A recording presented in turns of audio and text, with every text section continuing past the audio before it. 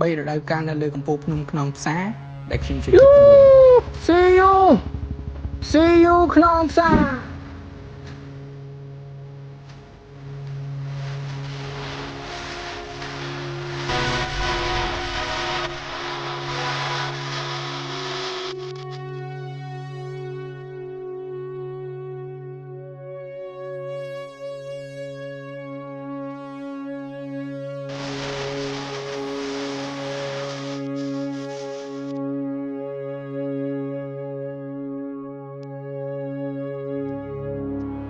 តំបន់ក្នុងផ្សារគឺជាតំបន់ព្រៃភ្នំមួយដែលសម្បូរដោយព្រៃឈើក្រាស់ៗចន្លងភ្នំពូពោះនិងវាលស្មៅដ៏ស្រស់ស្អាតតំបន់នេះមានទីតាំងរវាងខេត្តកំពង់ស្ពឺជាមួយនឹងខេត្តកោះកុងហើយសម្រាប់រូបខ្ញុំចូលចិត្តទៅក្នុងផ្សារបែងចែកជា3រដូវកាលធំៗដែលនៅក្នុងនោះមានដូចជា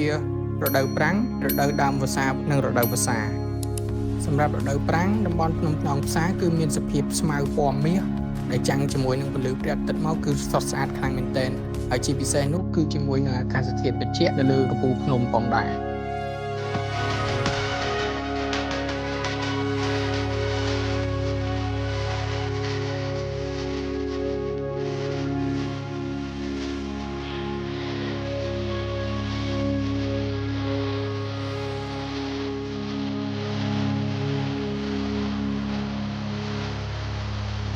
ចំពោះទេសភាពនារដូវដើមវស្សាវិញទេសភាពនៅលើកំពូលភ្នំនោះក៏ម្យ៉ាងម្នាក់ពីរដូវប្រាំងផងដែរព្រោះដោយសារតែ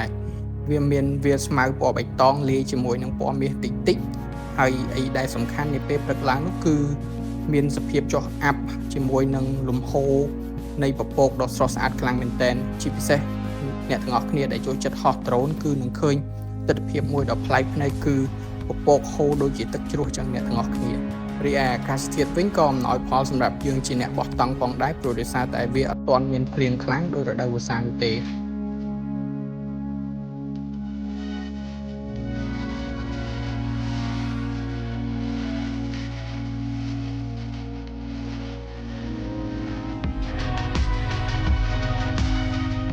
ចំណែកឯរដូវវស្សាគឺជារដូវមួយដ៏អស្ចារ្យខ្លាំងមែនទែនដែលនៅលើកំពូលភ្នំខ្នងផ្សារនេះគឺជារដូវមួយដែលតែងតែមានភ្លៀងធ្លាក់មានអាប់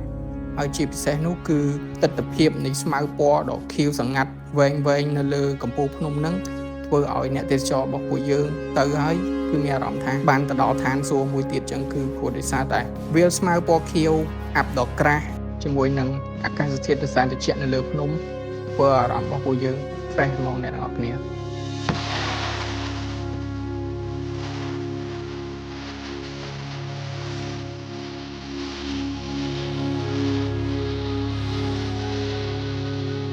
ហើយសម្រាប់ពួកខ្ញុំអ្នកចូលចិត្តដើរលេងបោះតង់ camping គឺពួកខ្ញុំចូលចិត្តដើរលេងនៅដើមរដូវវស្សាជាងគេនៅក្នុងតំបន់ក្នុងផ្សារនេះព្រោះដោយសារតែទេសភាពគឺវាស្អាតអាកាសធាតុក៏វាអំណោយផលសម្រាប់យើងចូលចិត្ត chill ចូលចិត្តថតរូបចូលចិត្តអីហ្នឹងហើយជាពិសេសនោះយើងបានមើលថ្ងៃលិចដ៏ស្រស់ស្អាតពីលើកំពូលភ្នំផងដែរ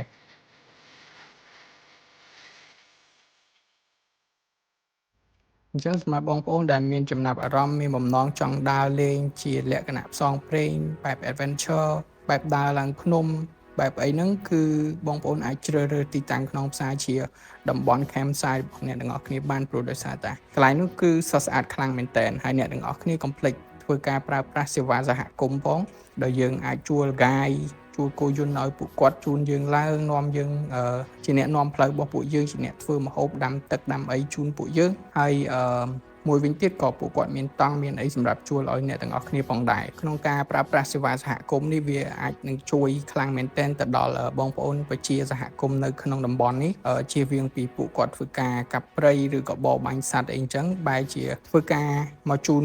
យើងជាភ្ញៀវទាំងអស់គ្នាឡើងភ្នំហើយយើងអាចនឹងផ្តិតយកទេសភាពស្រស់ស្អាតនៃប្រទេសយើងបានហើយពួកយើងក៏អាចមានឱកាសបានស្គាល់បានដើរលេងកន្លែងដែលស្រស់ស្អាតជាច្រើននៅក្នុងប្រទេសរបស់ពួកយើងហើយមួយវិញទៀតក៏វាជាឱកាសមួយសម្រាប់ដែលយើង show អំពីទិដ្ឋភាពទេសភាពធម្មជាតិរបស់ប្រទេសយើងទៅកាន់ឆាកអន្តរជាតិក៏ដូចជាទៅកាន់ភ្ញៀវទេសចរអន្តរជាតិផងដែរ